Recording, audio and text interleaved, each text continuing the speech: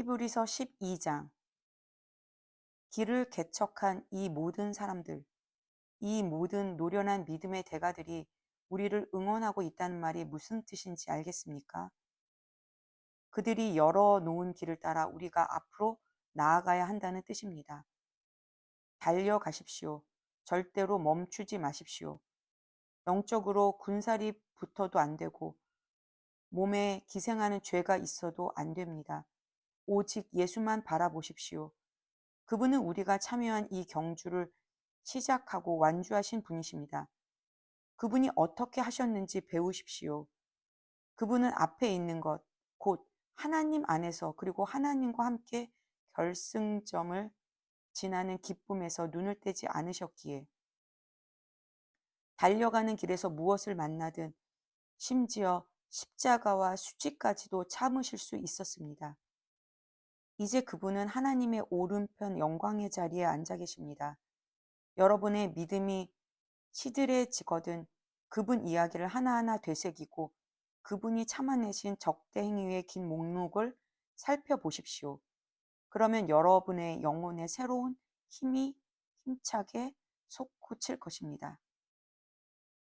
죄와 맞서 싸우는 이 전면전에서 여러분보다 훨씬 심한 고난을 겪은 이들이 있습니다.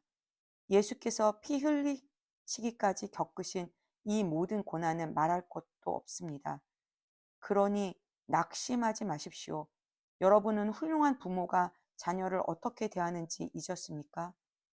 하나님께서 여러분을 자녀로 여기신다는 것을 잊었습니까?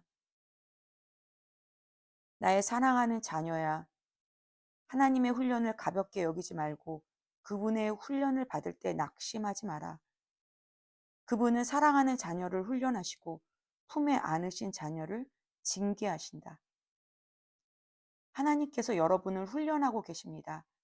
그러니 절대로 도중에 포기하지 마십시오. 하나님은 여러분을 사랑하는 자녀로 대하십니다.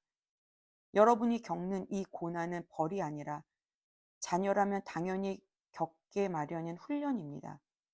무책임한 부모만이 자녀를 제멋대로 살게 내버려 둡니다. 하나님이 무책임한 분이시면 좋겠습니까? 우리가 부모를 존경하는 것은 그들이 우리를 버릇없게 놔두지 않고 훈련하기 때문입니다. 그러니 우리가 참으로 살고자 한다면 하나님의 훈련을 받아들여야 하지 않겠습니까? 우리가 아이였을 때 우리의 부모는 자기 생각에 최선으로 여기는 일을 우리에게 했습니다.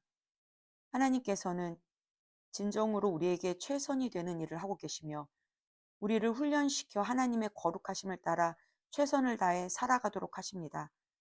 당장은 훈련이 즐겁지 않으며 본성을 거스른다고 느껴집니다. 그러나 나중에는 틀림없이 좋은 상으로 보답을 받습니다. 잘 훈련받는 사람만이 하나님과의 관계에서 성숙한 열매를 얻기 때문입니다.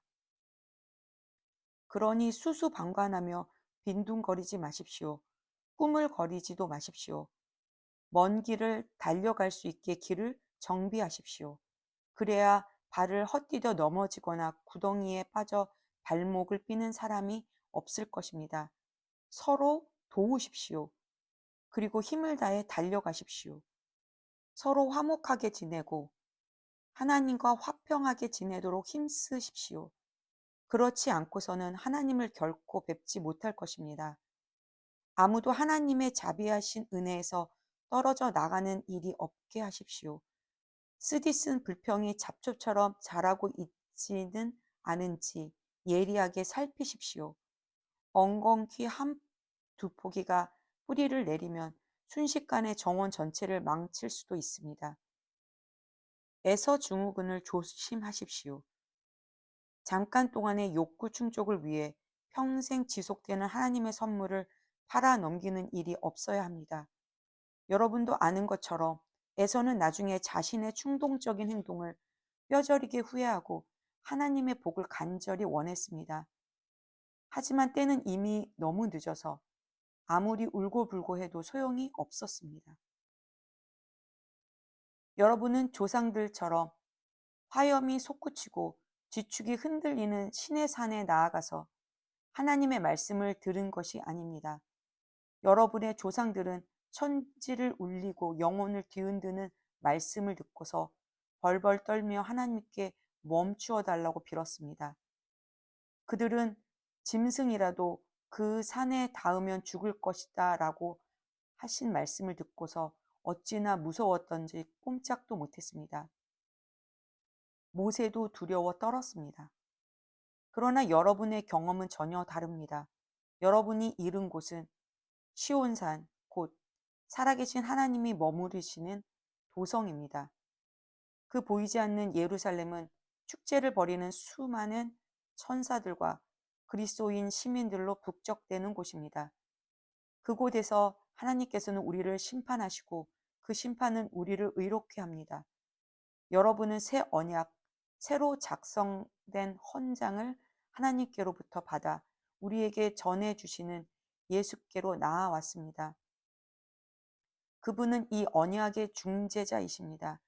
아벨이 당한 죽음은 복수를 호소하는 살인이지만 예수가 당한 죽음은 은혜의 선포입니다. 그러니 이 은혜의 말씀에 귀를 막지 마십시오. 땅에서의 경고를 무시한 자들이 벌을 피할 수 없었는데 하물며 우리가 하늘의 경고를 거역한다면 어떤 일이 일어나겠습니까? 그때에는 그분의 음성이 땅의 뿌리까지 흔들었지만 이번에는 하늘까지 흔드시겠다고 분명히 말씀하셨습니다. 마지막으로 한 번 더 하늘 끝에서부터 땅 끝까지 철저하게 흔들겠다. 마지막으로 한 번 더라는 표현은 철저하게 정리하시겠다는 의미입니다. 역사와 종교의 온갖 쓰레기를 치우시겠다는 것입니다. 그것은 흔들리지 않는 본질적인 것들을 말끔히 정돈된 모습으로 서 있게 하시려는 것입니다. 우리가 무엇을 받았는지 아시겠습니까? 흔들리지 않는 나라입니다. 우리가 얼마나 감사해야 하는지 아시겠습니까? 감사드릴 뿐 아니라 하나님 앞에서 기쁜 경외감이 넘치는 예배를 드려야 합니다. 하나님께서는 냉담한 방관자가 아니십니다. 그분은 적극적으로 정리하시고 태워버려야 할 것은 전부 불사르십니다. 모든 것이 깨끗해질 때까지 그분은 결코 멈추지 않으실 것입니다. 하나님, 그분은 불이십니다. 아멘.